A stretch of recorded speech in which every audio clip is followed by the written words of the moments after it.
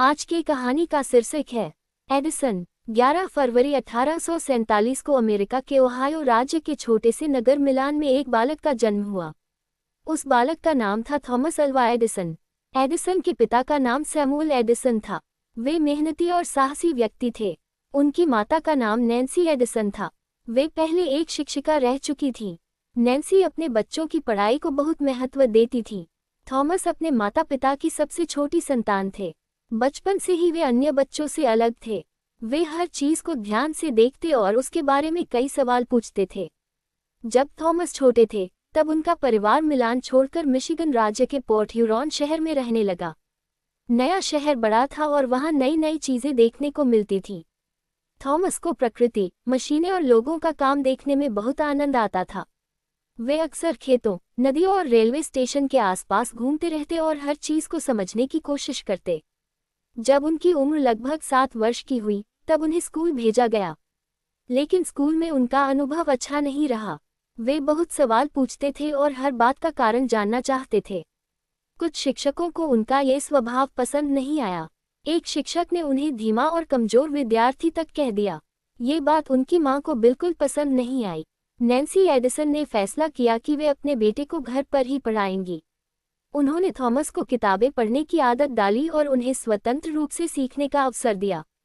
यही निर्णय आगे चलकर उनके जीवन का सबसे बड़ा मोड़ साबित हुआ। घर पर पढ़ाई करते हुए एडिसन ने इतिहास, विज्ञान, रसायन विज्ञान और भौतिक विज्ञान जैसी कई किताबें पढ़ डालीं। थॉमस को प्रयोग करना बहुत पसंद था।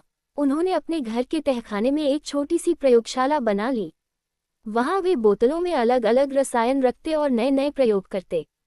कई बार उनके प्रयोग सफल होते तो कई बार असफल, लेकिन वे कभी निराश नहीं होते थे। वे हर असफलता से कुछ नया सीखते थे। उनकी जिज्ञासा इतनी अधिक थी कि वे हर समय कुछ नया करने की सोचते रहते। एक बार उन्होंने पक्षियों को उड़ते देखा। उन्होंने सोचा कि यदि पक्षी उड़ सकते हैं तो शायद इंसान भी उड़ सकता है। बाल मन से उन्होंने एक मित्र को कुछ ऐसा मिश्रण पिला दिया जिससे वह उड़ सके। परिणाम उल्टा हुआ और मित्र बीमार पड़ गया। तब एडिसन को समझ आया कि बिना पूरी जानकारी के प्रयोग करना खतरनाक हो सकता है।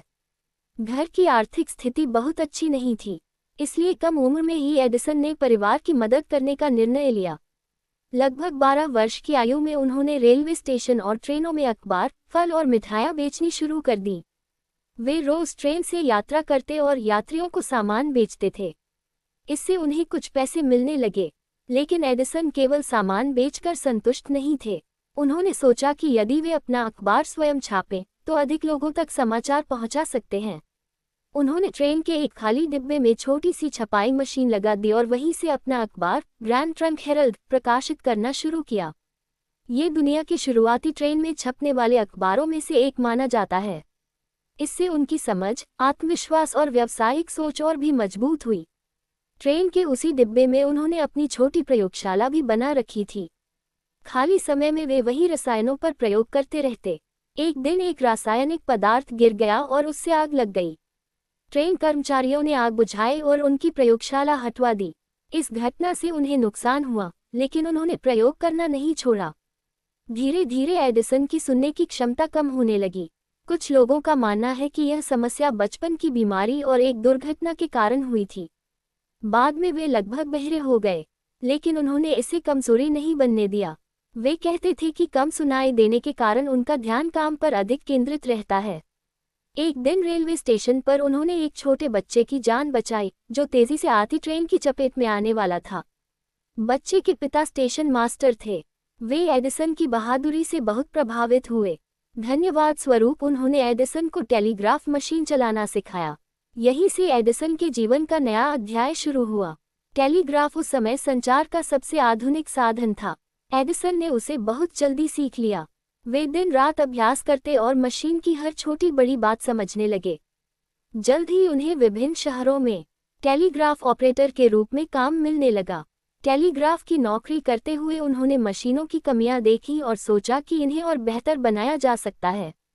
यही सोच आगे चलकर उन्हें एक महान आविष्कारक बनाने वाली थी। बचपन की गरीबी, कम सुनाई देना, स्कूल की कठिनाइयां और लगातार संघर्ष, इनमें से कोई भी बाधा एडिसन को रोक नहीं सकी। उन्होंने हर समस्या को सीखने का अवसर बनाया।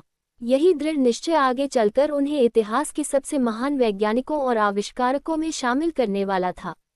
टेलीग्राफ ऑपरेटर बनने के बाद थॉमस अल्वा एडिसन का जीवन पूरी तरह बदल गया। अब वे अलग अलग शहरों में काम करते थे। दिन हो या रात, उन्हें संदेश भेजने और प्राप्त करने का काम करना पड़ता था। ये नौकरी कठिन थी, लेकिन एडिसन के लिए ये सीखने का सबसे बड़ा अवसर थी। वे केवल मशीन चलाते नहीं थे, बल्कि यह भी सोचते रहते थे कि इसे और बेहतर कैसे बनाया जाए।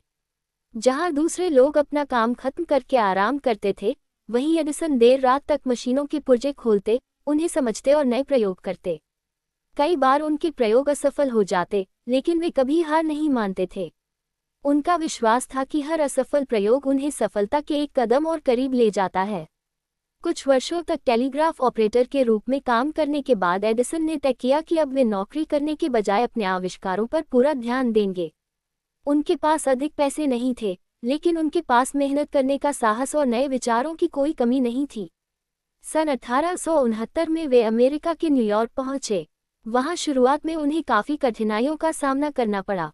कई बार उनके पास खाने तक के पैसे नहीं होते थे। वे साधारण कमरों में रहते और दिन रात काम की तलाश करते थे। एक दिन उन्हें एक कंपनी की खराब मशीन ठीक करने का मौका मिला। उन्होंने थोड़े ही समय में मशीन को ठीक कर दिया। कंपनी के मालिक उनकी प्रतिभा से बहुत प्रभावित हुए और उन्हें अच्छी नौकरी दे दी। अब एडिसन के पास अपने प्रयोगों के लिए कुछ पैसे आने लगे। इसी दौरान उन्होंने अपना पहला बड़ा आविष्कार किया, स्टॉक टिकर मशीन में सुधार। यह मशीन शेयर बाजार की कीमतों की जानकारी भेजने का काम करती थी। एडिसन के सुधार के बाद मशीन पहले से अधिक तेज और भरोसेमंद हो गई। उनके इस आविष्कार से कई कंपनियों को लाभ हुआ। इसके बदले उन्हें लगभग $40,000 मिले। उस समय ये बहुत बड़ी राशि थी। पहली बार एडिसन के पास इतनी पूंजी आई कि वे अपना स्वयं का शोध केंद्र बना सकें। उन्होंने इस धन से एक कार्यशाला और छोटी प्रयोगशाला बनाई। अब वे पूरी स्वतंत्रता से नए नए प्रयोग करने लगे। उन्होंने कुशल कारीगरों, इंजीनियरों और वैज्ञानिकों की एक टीम तैयार की। सभी मिलकर दिन रात नए आविष्कारों पर काम करते थे। एडिसन का काम करने का तरीका सबसे अलग था। वे किसी भी समस्या का समाधान खोजने के लिए सैकड़ों प्रयोग करने से भी नहीं घबराते थे। यदि कोई प्रयोग असफल हो जाता, तो वे कहते, मैं असफल नहीं हुआ हूँ, मैंने केवल ऐसे हजारों तरीके खोजे हैं जो काम नहीं करते। ये सोच ही उन्हें बाकी लोगों से अलग बनाती थी। इसके बाद उन्होंने टेलीग्राफ मशीन में कई महत्वपूर्ण सुधार किए। उन्होंने ऐसी प्रणाली विकसित की जिससे एक ही तार पर एक साथ कई संदेश भेजे जा सकते थे। इससे संचार व्यवस्था पहले से कहीं अधिक तेज और सस्ती हो गई। धीरे धीरे एडिसन की पहचान पूरे अमेरिका में एक प्रतिभाशाली आविष्कारक के रूप में होने लगी। लोग अपनी तकनीकी समस्याएं लेकर उनके पास आने लगे। कंपनियां उनके आविष्कार खरीदने लगीं। लेकिन एडिसन केवल पैसे कमाने के लिए काम नहीं करते थे। उनका लक्ष्य था ऐसी चीजें बनाना जो आम लोगों का जीवन आसान बना दें। वे हमेशा कहते थे कि विज्ञान का सबसे बड़ा उद्देश्य मानव जीवन को बेहतर बनाना है। इसी सोच के साथ उन्होंने अमेरिका के मेनलो पार्क में एक अत्याधुनिक प्रयोगशाला स्थापित की।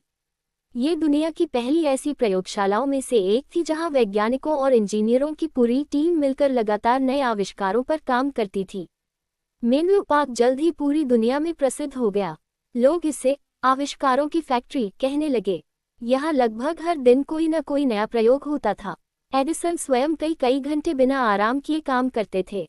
कई बार वे पूरी रात प्रयोगशाला में ही बिताते थे। उनकी मेहनत का फल जल्द ही मिलने वाला था। अब वे ऐसे आविष्कार पर काम कर रहे थे जो पूरी दुनिया को बदलने वाला था। फोनोग्राफ यानी आवाज को रिकॉर्ड करने वाली मशीन।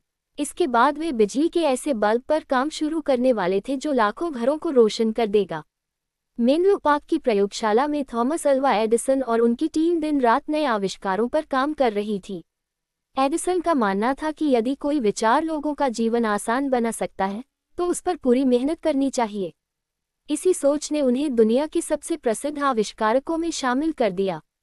सन 1877 में एडिसन ने एक ऐसा आविष्कार किया जिसने पूरी दुनिया को चौंका दिया। ये था फोनोग्राफ यानी आवाज को रिकॉर्ड करके दोबारा सुनाने वाली मशीन। उस समय लोगों के लिए ये किसी जादू से कम नहीं था। पहली बार किसी मशीन ने इंसान की आवाज रिकॉर्ड की और फिर वही आवाज वापस सुनाई। जब लोगों ने ये देखा तो वे हैरान रह गए। फोनोग्राफ के कारण एडिसन की प्रसिद्धि पूरे अमेरिका और फिर पूरी दुनिया में फैल गई। अखबारों ने उन्हें the wizard of Menlo park यानी मेनलो पार्क का जादू का कहना शुरू कर दिया। उस समय बिजली के बल्ब पर कई वैज्ञानिक काम कर चुके थे, लेकिन कोई भी ऐसा बल्ब नहीं बना पाया था जो लंबे समय तक जल सके और आम लोगों के लिए उपयोगी हो। एडिसन ने इस चुनौती को स्वीकार किया। उन्होंने अपनी पूरी टीम के साथ हजारों प्रयोग शुरू किए। उन्होंने अलग अलग धातुओं, लकड़ियों, कपास, बांस और कई अन्य पदार्थों से फिलामेंट बनाने की कोशिश की। उन्होंने हजारों प्रयोग किए। हर बार कुछ न कुछ समस्या आ जाती थी। कभी फिलामेंट जल्दी जल जाता, कभी कांच टूट जाता, तो कभी बिजली का प्रवाह सही नहीं रहता। लेकिन एडिसन ने हार नहीं मानी। आखिरकार 1879 में एडिसन और उनकी टीम ने ऐसा व्यावहारिक विद्युत बल्ब तैयार किया जो कई घंटों तक लगातार जल सकता था। ये केवल एक बल्ब का आविष्कार नहीं था, बल्कि आधुनिक दुनिया की शुरुआत थी।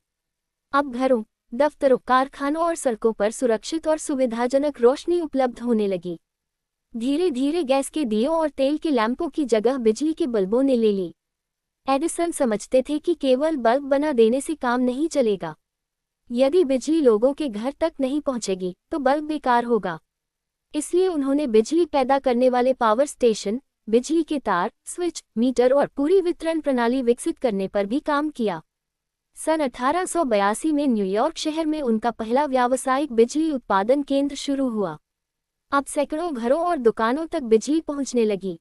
यह आधुनिक विद्युत व्यवस्था की दिशा में एक ऐतिहासिक कदम था। बल्ब और फोनोग्राफ की सफलता के बाद भी एडिसन रुके नहीं। उन्होंने चलचित्र से जुड़ी तकनीकों पर काम किया और किनेटोस्कोप जैसी मशीन विकसित की, जिससे चलती हुई तस्वीरें देखी जा सकती थीं। उन्होंने बैटरियों में भी सुधार किया, खनन तकनीक पर काम किया और सीमेंट उद्योग में भी कई प्रयोग किए। उनके आविष्कारों ने उद्योग, संचार, मनोरंजन और बिजली के क्षेत्र में क्रांति ला दी। अब पूरी दुनिया उनका सम्मान करने लगी थी। लेकिन जीवन के अंतिम वर्षों में भी उन्होंने प्रयोग करना नहीं छोड़ा। वे लगातार नई तकनीकों पर काम करते रहे और आने वाली पीढ़ियों के लिए प्रेरणा बन गए। अपने जीवन के अंतिम वर्षों में उनकी सेहत धीरे धीरे कमजोर होने लगी, लेकिन उन्होंने काम करना नहीं छोड़ा। वे कहते थे कि जब तक इंसान सीखता रहता है, तब तक वह वास्तव में जीवित रहता है। 18 अक्टूबर 1931 को अमेरिका के वेस्ट ऑरेंज, न्यू जर्सी में 84 वर्ष की आयु में थॉमस अल्वा एडिसन का निधन हो गया। उनकी मृत्यु की खबर सुनकर पूरे अमेरिका में शोक की लहर फैल गई। उनके सम्मान में कई स्थानों पर कुछ समय के लिए बिजली की रोशनी बंद कर दी गई। यह उस व्यक्ति को श्रद्धांजलि थी जिसने दुनिया को रोशनी देने में सबसे बड़ा योगदान दिया।